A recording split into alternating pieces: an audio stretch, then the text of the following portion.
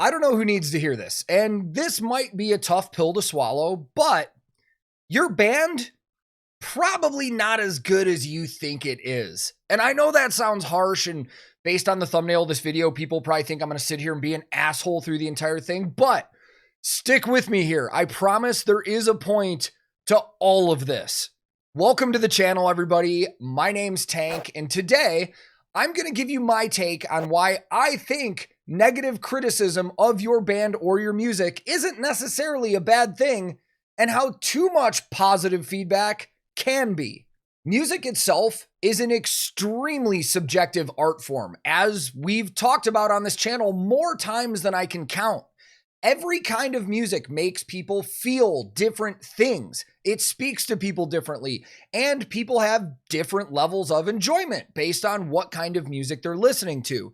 But there are some things in music that we can look at quite objectively. We can easily take something like production quality, the actual recording of a song, and ask ourselves, does this sound good or bad? And usually we can come up with an agreeable answer to that.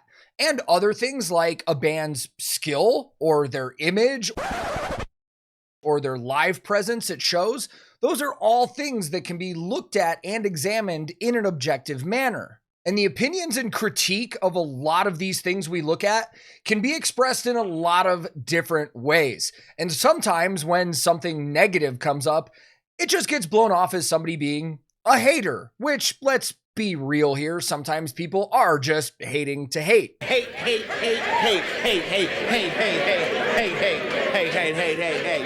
But it is very easy to just blow something off as somebody being a hater when it could be a legitimate critique of your band or your music. There are so many young, aspiring, local, and unsigned bands around the world that go years and years without ever taking that next big step. Now, whatever that next step is kind of dependent on the band's viewpoint.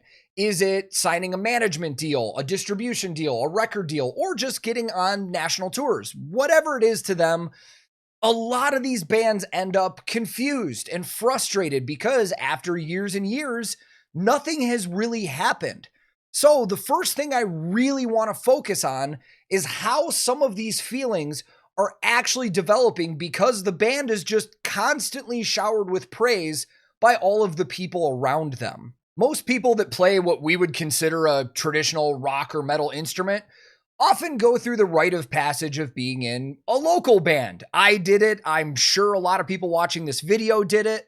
You know, you just grab a group of friends that play different instruments, spend days coming up with a cool band name and a sick logo, and then countless hours in a basement or a garage covering songs, then writing your own, all usually with the goal in mind of going out into your local scene and playing some shows.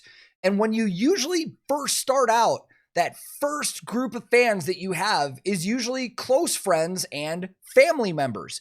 Those are the dedicated groups of people that are going to listen to your music, they're going to buy your merch, they're going to go to shows, and they're hopefully going to spread the word around about your band. But sometimes all of these friends and family members will just shower you and your band with praise, telling you how good you are and how much better you are than all the other local bands in your scene and how you're going to get signed and be huge. And it kind of builds an ego in your own head. And listen, all of this is undoubtedly coming from a place of support and love. These people want to see you do well and they want to see you succeed.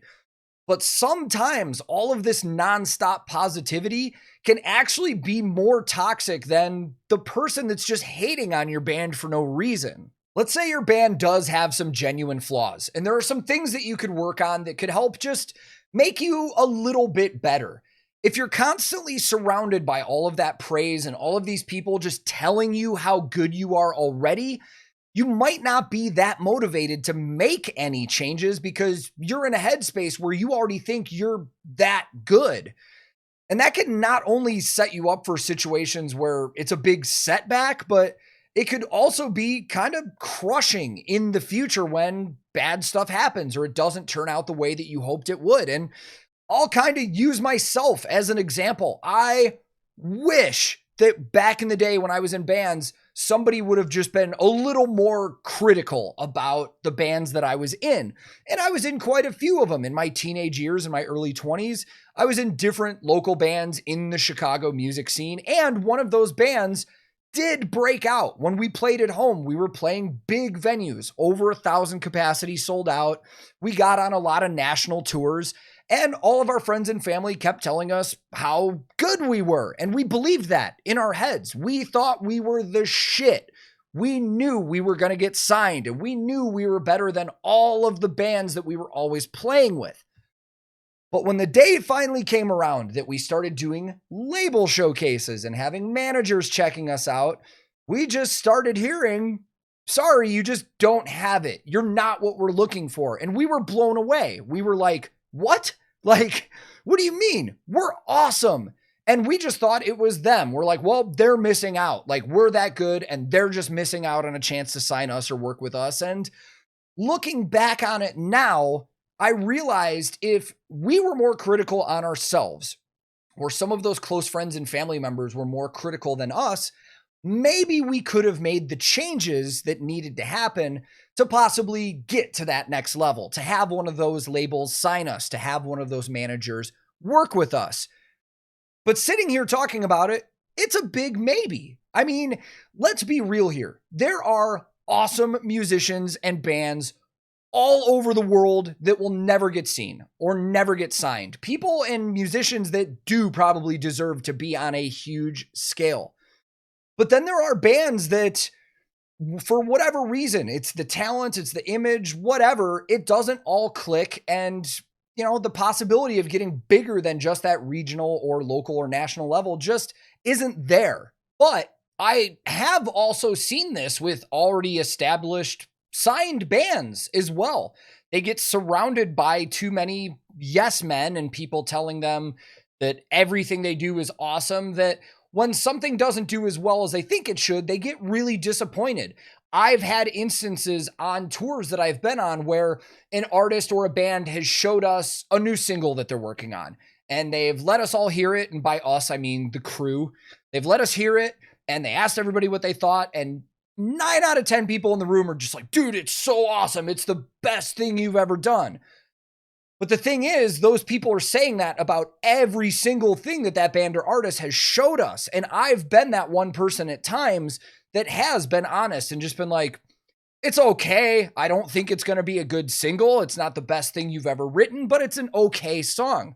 And it's been taken different ways. I've had some artists that are like, well, everybody else said it was great. And then I've had other artists that realized that everybody was just saying yes and thanked me for being honest. So it does pay to be honest with the people that are asking you their opinions about their music.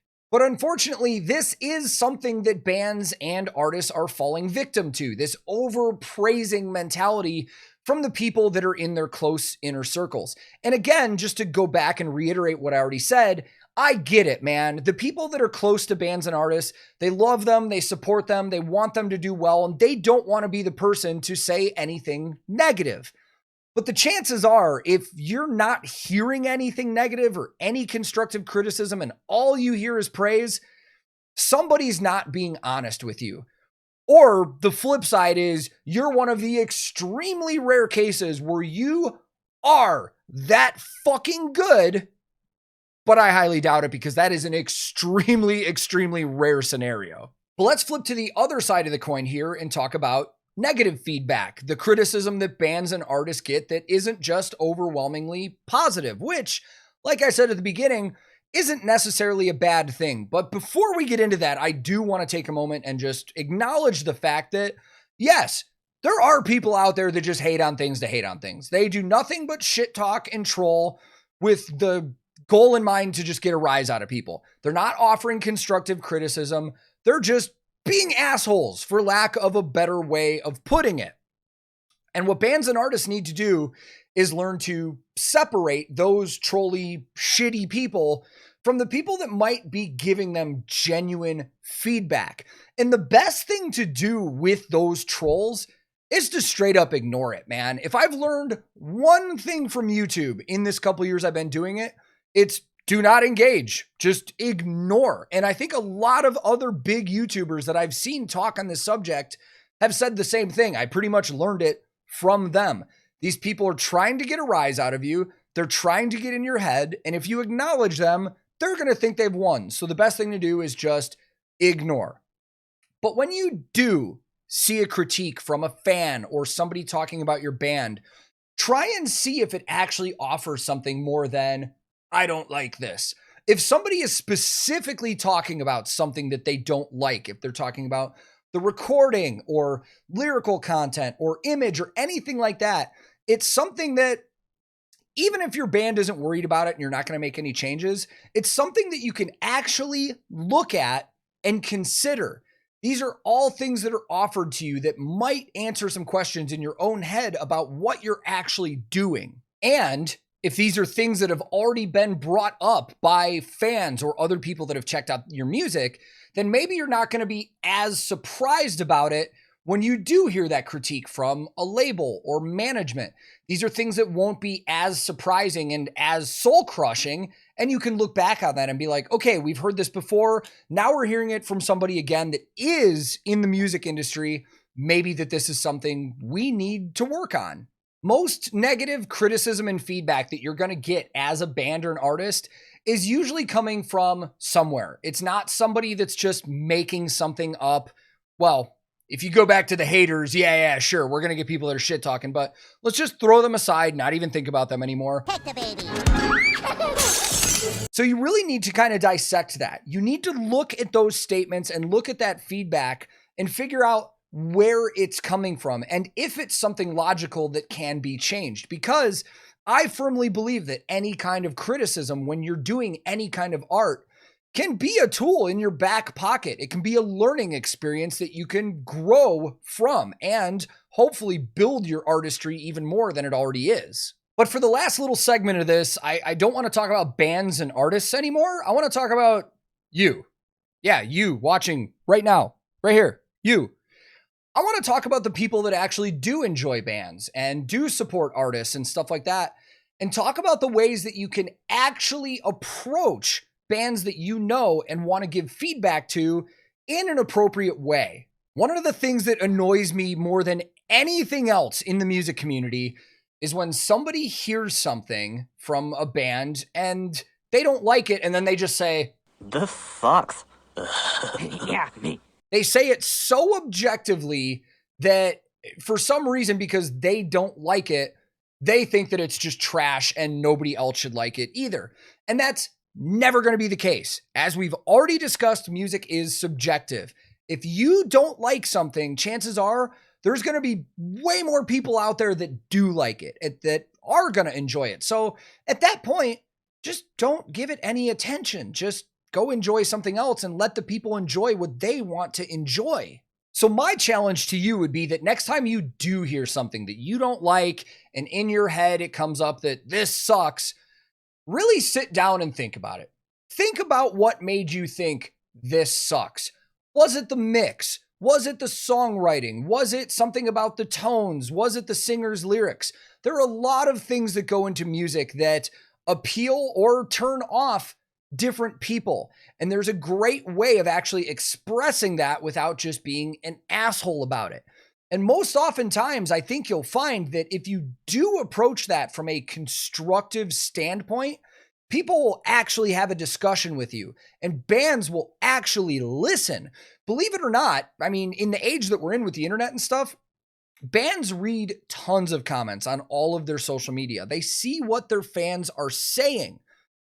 So next time you leave a comment, keep in mind that band is probably going to see that. And if you want to maybe leave an impact and maybe help shape their future and how they're going to write in the future, give them your actual constructive criticism. There's a right way to do it. There's an appropriate way to do it. And it's better than just saying, "This sucks more than anything that has ever sucked before." So if you are a close friend or a family member of a local band or a band that's blowing up or even a signed artist, while I understand that you want to support them and you want to be a positive influence, you want them to succeed, you can be a very instrumental part of their career by just being honest with them And I feel as though if you are honest and give them constructive criticism in an appropriate way, you'll find that they will be very welcoming of that and probably very grateful in the long run that somebody was actually honest with them because it came from a genuine place of caring. And if you are in an unsigned band or local band, or you are a signed band or artist, kind of keep this stuff in the back of your head. Kind of examine the ratio to positive and negative feedback that you get from the people that are in your close inner circles. And not only that, from your fans as well. We all know that fans of bands can be very dedicated and they genuinely care about the artist whose music they like. So next time you put something out and it isn't overwhelmingly positive, just think about why that might be. Kind of look at what the people are saying, and if it's more than just, "This sucks camel dicks," see where that's coming from. Examine why the people are giving you the feedback that they are, because I think you'll find more people are going to genuinely care about the band than the people that are just going to sit there and shit talk for no reason. Hopefully I've given you maybe a little bit different perspective and a way to look at things. I'm not here to tell you exactly how it needs to be done. This is all opinion just based on my experience of being in bands and touring in the music industry with bands and seeing it from my perspective. But I always find this is interesting to talk about because, like I said, there is a way that fans can give real constructive criticism, and there is a way for bands to take that without thinking that somebody is just hating on them for no reason. But I enjoy doing videos like this, and I plan on doing a lot more in the future. If you have any specific questions about this video or want to talk more about it, feel free to drop a comment and I'll scroll through them and hopefully respond to a lot of them. And if you have any ideas for future videos that you'd like to see that relate to the music industry, or you have questions about how it works, leave them in the comments, and I'm going to keep doing videos like this because I like just sitting and talking about the music industry. But in the meantime, I'm on a ton of different social media. I've got a Discord server. I stream on Twitch on Tuesdays, Thursdays, and Saturdays. I'm finally starting to do new episodes of the Back Lounge podcast once again, and I'll have links to all of this stuff in the description of this video. My handle on almost everything social media is @TankTheTech. Thank you so much for taking the time out of your day or night to watch this video, and I will be back very soon with another video.